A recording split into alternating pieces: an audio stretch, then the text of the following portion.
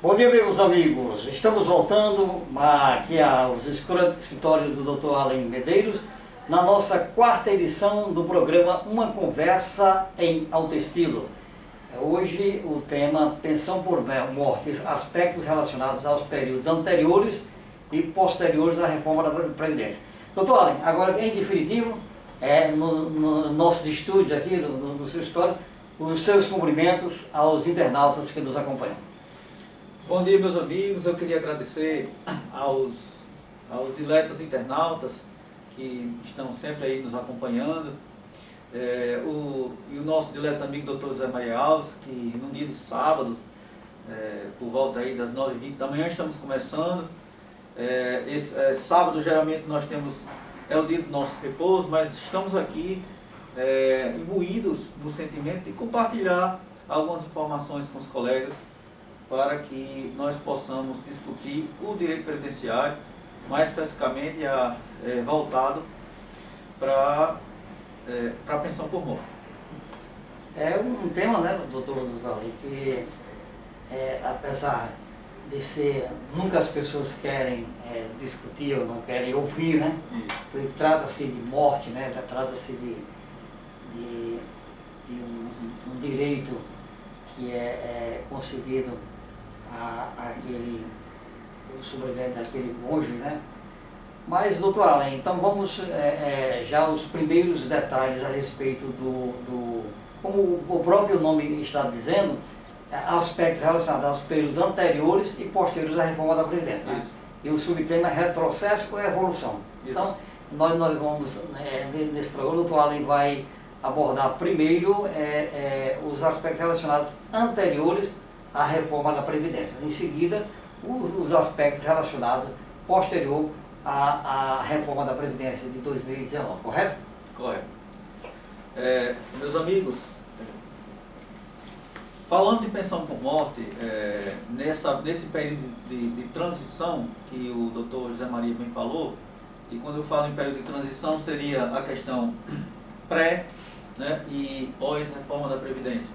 A reforma da Previdência, leia-se emenda constitucional 103 barra 2019, certo? Mais especificamente no dia 13 de novembro de 2019, que foi publicada aí a famigerada reforma da Previdência, certo?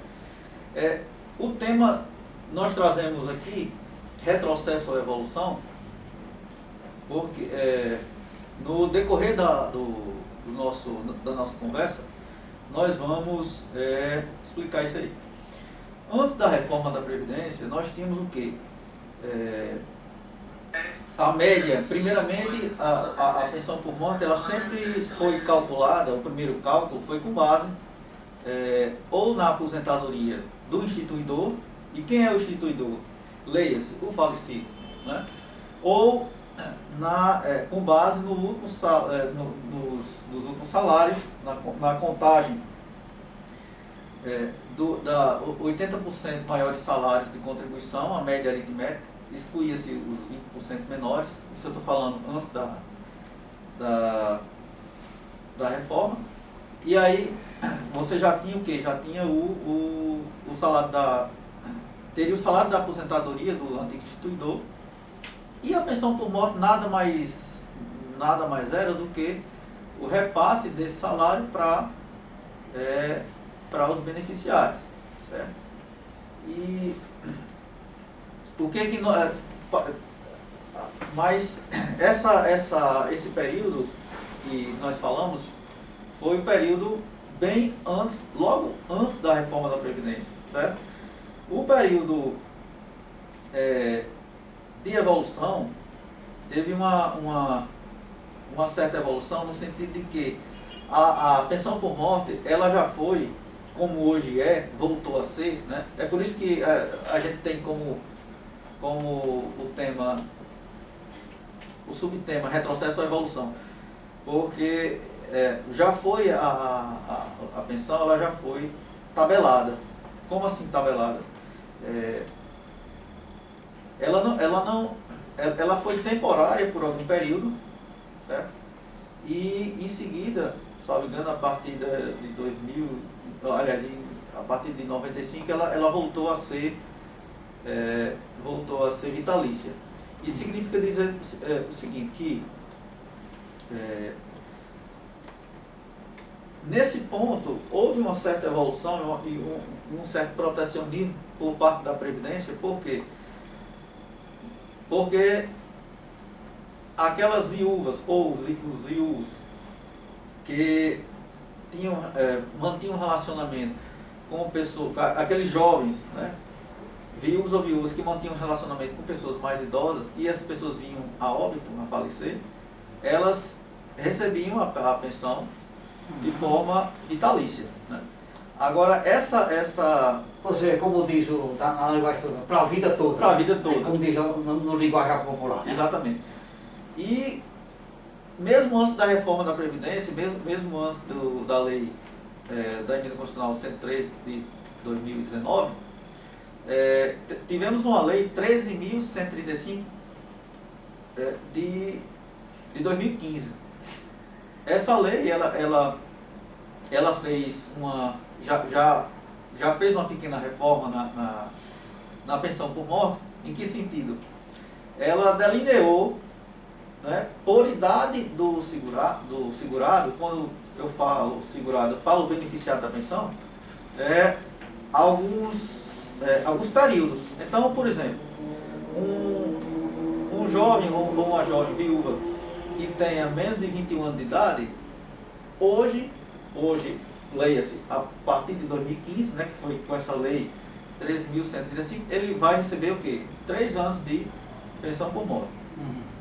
Em seguida, a linha 2... Você vai receber apenas por 3 anos. Por 3 anos. Certo. É preciso que se deixe claro, né? Exatamente. Porque quando nós atendemos uma clientela mais nova nesse sentido, e aí pleiteamos a pensão, e quando passa os 3 anos, se não houver um pré-aviso, né, um certo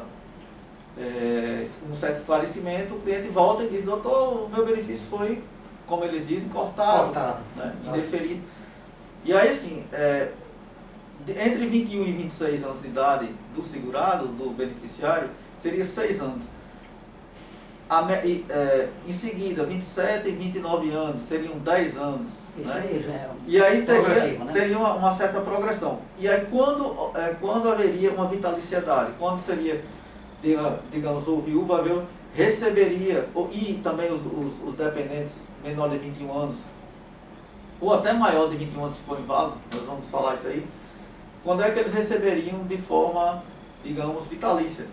Definitiva. Assim, com 40 anos ou mais, 44, desculpa, com 44 anos ou mais. Ou seja, o pensionista completou os 44 anos, no caso, isso, né? Do período do óbito, se ele tiver 44 anos ou mais, é bom que se esclareça. Né, ele vai receber essa pensão aí de forma vitalícia. Né? Ótimo. Então, doutor, no caso, abordou o aspecto relacionado ao período anterior à reforma da Previdência, agora, a reforma da Previdência. Agora, posteriormente à reforma da Previdência, o colega já teve dando uma entrada um pouco aí rapidamente, quando falou, no caso da pensão por morte e aquela idade gradativa, não é isso? Isso. Só fazendo um adendo aqui, essa questão da ausência de distinção, que hoje os amigos vão ver que nós temos na lei da pensão por morte, na pensão por morte, propriamente dita, na lei 8.213, artigo 74 e seguintes, nós temos o segurado ele não recebe 100% hoje, após a reforma da Previdência. Então, com a lei 9.032 de 95, até a reforma, até dia 13 de novembro de 2019, ele recebia 100%, independentemente que essa pensão tenha sido provida de um acidente de trabalho ou não. Certo? E aí, com a EC, a Emenda Constitucional 103, com a reforma, as cotas retornam. Quando eu falo que as cotas retornam, eu estou falando justamente do que eu falei com relação a essa questão das idades, né, e do tempo, dos períodos que o beneficiário passaria a receber. Tanto as cotas retornam, mas, diga-se de passagem, do período de 2015 para cá, como há também um certo, uma certa diminuição ou seja, não é mais 100%. Né? Aqueles que foram beneficiados de pensão por morte que não for acidente de trabalho, que diga-se de passagem, o acidente de trabalho ainda tem essa contagem 100, mas que não for acidente de trabalho, eles recebem 60%, né? Sendo 50% com cota individual e 10% a nível de herdeiro. Né? E esse escalonamento ele vai aumentando a partir do momento em que aumenta a quantidade de herdeiro. Mas aí a pergunta, e se houver, vamos supor, a viúva com mais 5 herdeiros, então teríamos 6, né, com a viúva. Seria 110%? Não, de forma alguma. Seria dividido de forma igual, mas com 100%, certo? Doutor Allen, uma pergunta que se faz, uma curiosidade, por exemplo, em relação à questão da emenda constitucional de 103 de 2019. Por exemplo, a partir do momento em que acontece o óbito do segurado e o pensionista vai reivindicar junto ao INSS aquele benefício, pensão por morte, por exemplo, né? Muitas vezes o próprio clima, né, de tristeza, de saudade daquele ente querido, demora um pouco ao familiar que vai ser beneficiado, entre aspas, lógico, beneficiado pela pensão, ele demora um pouco a se aproximar do INSS para reivindicar esse seu benefício. Eu perguntaria, com essa reforma da Previdência, com essa emenda constitucional 103/2019, houve uma elasticidade no período, o tempo que aquele pensionista teria para reivindicar essa pensão por morte? Ou permaneceria a mesma situação do regime anterior?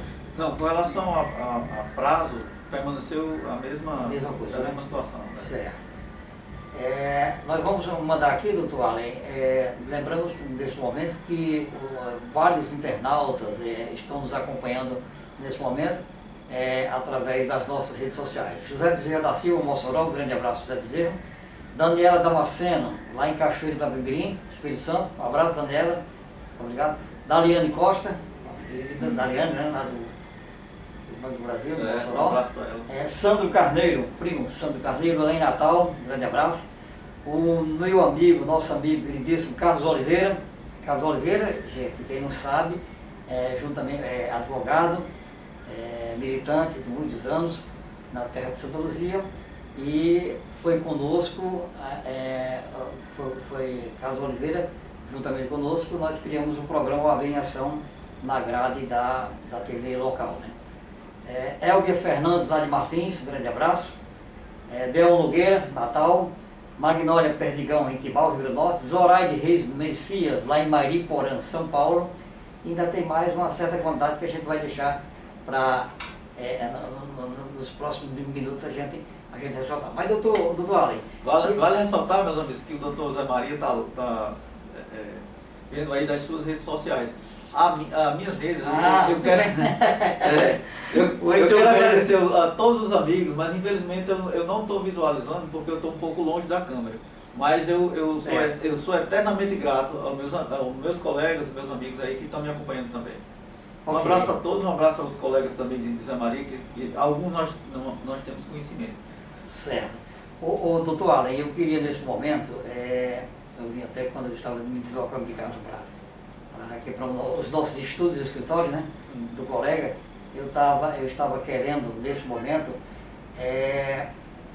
tendo em vista a questão da pandemia, que se alastrou no mundo inteiro e no Brasil não seria diferente, nos últimos 2 anos, né, 2020 e 2021, eu queria, nesse momento, provocar o colega, convocar o colega para a gente fazer um minuto de silêncio para as vítimas do Covid-19, inclusive muitos advogados que nesse Brasil afora faleceram vítima do Covid-19.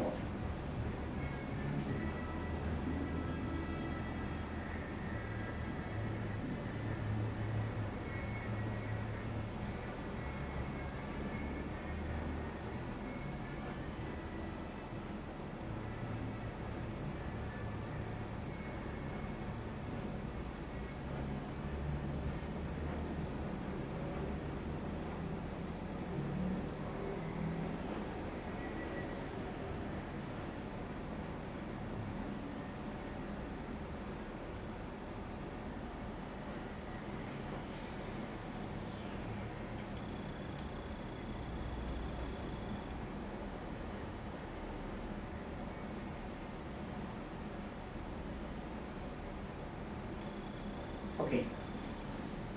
Doutor Louvável a sua atitude, colega, só destacando aí, que nós nos solidarizamos, né, com esse pessoal, com as vítimas do Covid, e rogamos a Deus que as vacinas cada vez mais se proliferem aí, e a população também se conscientize de usar máscara, de se proteger também. E as nossas orações o nosso pedido a Deus, o conforto para todas aquelas famílias que perderam seus entes queridos vítimas do Covid-19. Colega, Não, à vontade. Eu iria... eu falei aqui na questão dos 60% após a reforma, e para que os amigos internautas possam entender, eu prometo que eu não vou falar muito em cálculo, mas vem a pergunta que não quer calar, e eu vou receber quanto, né? Na realidade, por exemplo, nós fizemos aqui fizemos um exemplo, um cidadão que recebia, né, o falecido recebia de aposentadoria R$3.000. Então, o percentual aplicado seria para, por exemplo, 3 pessoas, no caso a viúva com mais 2 dependentes, 60% disso aí daria em torno de R$2.400, então ficaria R$800 para cada, né?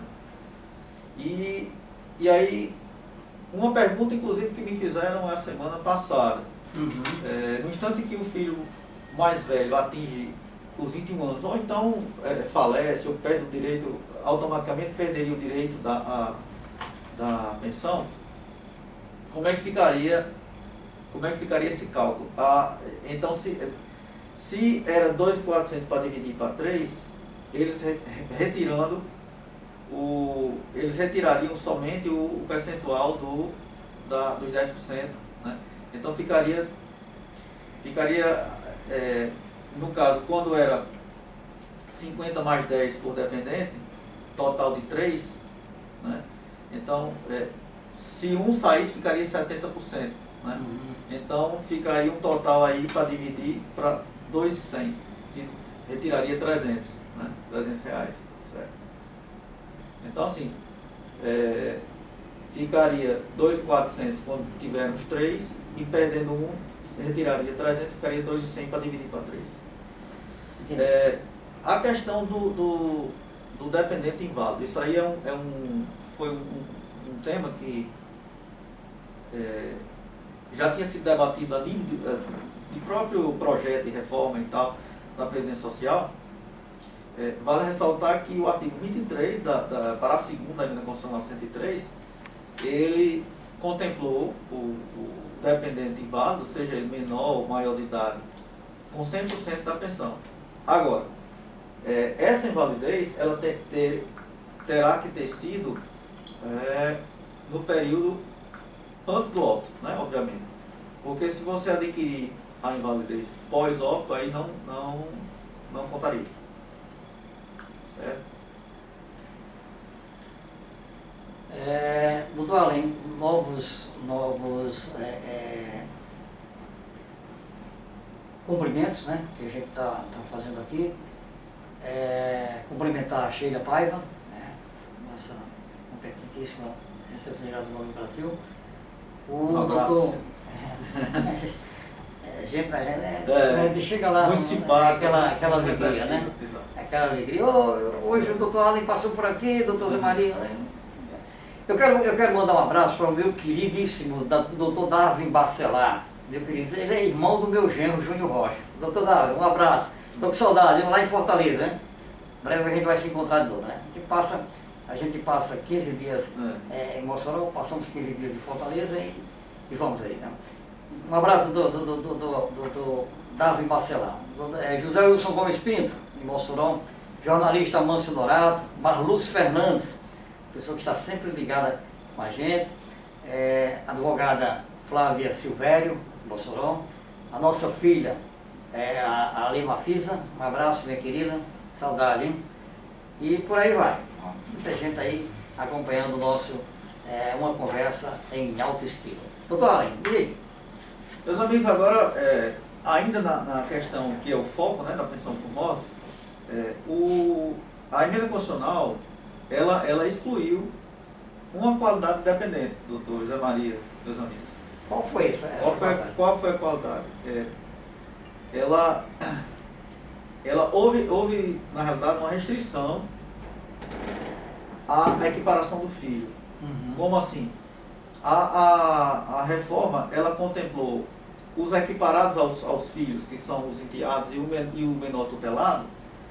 No entanto, estranhamente, e pasmem, que eu acredito, quando eu falo eu estou sendo, digamos assim, influenciado pela Carta Magna, pela Constituição Federal, pela Carta dos Direitos Humanos e etc., que nós ainda vamos falar, o Estatuto da Criança e do Adolescente, eles excluíram o quê? O menor sob guarda, certo? O menor sob guarda, mas isso aí, o Judiciário não ficou inerte, não ficou calado. Isso aí foi objeto do tema 732 do Superior Tribunal de Justiça, que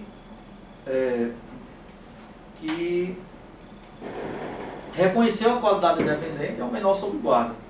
Coisa essa que a emenda constitucional não, assim, silenciou, né? Ou seja, não fez qualquer referência. E o pior, doutor, a emenda constitucional, ela, no artigo... Doutor Allen, só desculpe eu estar interrompendo, só vamos sempre lembrar quando o doutor Allen fala em emenda constitucional, é a 103, né? Exato, é a reforma da Previdência. É a reforma, aquilo que aconteceu em novembro de 2019, né?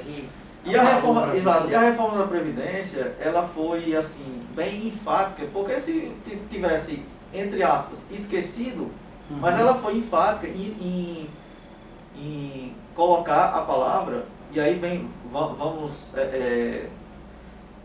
digamos assim, falar um pouco de hermenêutica, de interpretação. Ela foi enfática de colocar a palavra exclusivamente para o menor enteado e o menor tutelado. Quer dizer, talvez seja uma mini discriminação. Exato. Né? Quando não se usa essa questão exclusivamente, eu não sei. Quando você está, para um bom entendedor, você está excluindo os demais. Pronto, exatamente. O menor sob guarda. Exatamente. Então, o recurso especial a nível do STJ, 1.411.258, lá do Rio Grande do Sul, e diga-se de passagem também é um tribunal, doutor, vanguardista, que tem umas boas decisões por lá. Ele Santa Catarina, né? O colega tem uma certa paixão pelo tribunal lá de Santa Catarina. Né? Ele reconheceu, através do tema 732, o menor sob guarda, certo? Uhum. E qual foi a fundamentação? É interessante, assim, e não obstante, apesar da fundamentação ser explícita, né, ter um caráter, assim, digamos, de isonomia, de igualdade, a fundamentação do 732 para, digamos assim, bater o martelo e virar o prego, foi primeiramente no Estatuto da Criança e do Adolescente. Exatamente. Né? Declaração de Genebra, Carta de Liga sobre a Criança de 1924, certo? Declaração dos Direitos da Criança de 1959, Convenção sobre os Direitos da Criança de 1989, bem como alguns protocolos emanados da Organização Nacional, alguns documentos da ONU, certo? Outro fundamento que balizou essa fundamentação foi a prevalência do compromisso constitucional, doutor, no artigo 227, parágrafo parágrafo 3º, inciso 6 da Constituição Federal. O que diz esse dispositivo? Ele efetiva somente o máximo direito e dever, aliás, o máximo direito, que a criança ainda não tem obrigação, mas o máximo direito às crianças e adolescentes, certo? O dever de solidariedade, assegurar a criança, os direitos fundamentais com absoluta prioridade. Então, assim, foi uma casca de banana, um escorrego aí, que a reforma da Previdência não observou, né? Exatamente. Bem interessante isso aí, doutor Ali. Interessantíssimo mesmo, porque se aguardou tanto, com tanta expectativa, essa aprovação dessa emenda constitucional número 103/2019, e esperava-se que os nobres julgadores lá, aliás, os apreciadores, os legisladores, muito bem, exatamente, os legisladores observassem todos os aspectos, e não vissem apenas a lei em si, mas vissem a quem iria atingir, né? E o pior, com tanto documento, digamos... Tantos subsídios, né? Exato, tantos subsídios e fundamentos a nível constitucional, a nível internacional, reconhecimento de direito, e o próprio ECA, né, que é o Estatuto da Criança e do Adolescente, afirmando e corroborando todo esse direito, não teria razão, não teria nenhum fundamento da reforma ela colocar essa palavra exclusivamente. Isso aí. É um negócio sério. E doutor Allen, parece-me que os assuntos estão esgotando, ou o colega ainda teria mais nada? Doutor, eu ainda teria um tópico. Seria isso aí, possibilidade de acumulação de benefícios? Exatamente. Opa, olha aí, vamos dizer, esse é que é interessante, esse é que é interessante. Acumulação de possibilidade de acumulação de benefícios. Benefício, não, eu vou receber 2 benefícios. Exato. Nós somos interrogados diariamente, quando se trata de pensão, com essa situação da acumulação, da junção, né? Então, eu tenho uma aposentadoria por idade, eu posso acumular com a pensão. Doutor, eu tenho uma aposentadoria rural, eu tenho um auxílio doença, eu tenho um auxílio acidente, que auxílio acidente, leia-se, metade do salário que se recebia na ativa, eu posso fazer a junção? Nesse aspecto de benefício, sim, sabe? Pode ser acumulado. Antes da reforma, o que ocorria? Poderia, se eu fosse aposentado, recebesse 3 mil, aposentadoria, se pleiteasse uma pensão e a pensão fosse 3 mil também, ficaria com 6 mil, sem problema nenhum, certo? No entanto, com a EC, com a emenda constitucional, a reforma, o que houve? O INSS, através da reforma, ele diz o seguinte: fique com 100% do benefício mais vantajoso, né? E o que não for mais vantajoso, o que não for de maior remuneração, esse benefício vai ser reduzido, certo? E aí pronto. Qual seria essa redução aí, doutor Allen, nesse aspecto? Um benefício mais favorável financeiramente, né? E o outro, qual seria essa redução? Como é que o INSS iria proceder numa situação dessa? Aí nessa situação que já tem alguns julgados e os tribunais estão borbulhando aí também. Por quê? Porque na área penal seria o bis in idem, você seria punido 2 vezes. Por quê? Porque a pensão, a reforma já quase que acabou com a pensão, né? Você recebe, se tiver só um pensionista, um segurado, 2.400, já corta uma fatia. E essa fatia seria ainda reduzida, eu acredito que quase pela metade, certo? Então assim, ficaria uma coisa sem... o segurado ele ficaria desestimulado a pleitear a reforma. E qual seria a possibilidade de não acumulação? Aí seria o quê? Seria receber tipo 2 pensões do mesmo regime geral, 2 pensões do INSS. Certo? Isso aí não seria a impossibilidade de acumulação. Não havia possibilidade, né? Não seria possível. Agora, no caso, se fosse de regime diferente, ou seja, Estado, uma pensão do Estado, do né? Rio Grande do Norte, outra pensão do INSS seria possível. Certo, exatamente. É, Quero mandar um abraço também, só Pode falar. um parênteses aí,